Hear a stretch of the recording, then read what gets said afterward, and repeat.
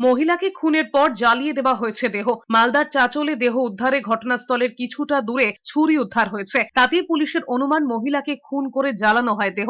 শুক্রবার সকালে মালদার চাঁচলের মালতীপুর কালীবাড়ি এলাকায় আমবাগান থেকে মহিলার অগ্নিদগ্ধ দেহ উদ্ধার হয়। আমবাগানে ধোঁয়া দেখতে পেয়ে পুলিশে খবর দেয় স্থানীয়রা। এরপরেই পুলিশ গিয়ে মহিলার অগ্নিদগ্ধ দেহ উদ্ধার করে। পাশেই পড়েছিল জুতো, সোনার কানের দুল। তদন্তে নেমে ঘটনাস্থল লাগোয়া বাঁশবাগান থেকে রক্তমাখা ছুরি উদ্ধার হয়। প্রাথমিক তদন্তে পুলিশের অনুমান ছুরি দিয়েই খুন করা হয়েছে মহিলাকে।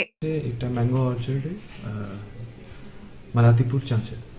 এরপরে পুলিশ ওখানে গিয়েছে, তারপরে বডিকে ওখান থেকে রিকভার করে পোস্টমর্টম জন্য পাঠিয়েছে।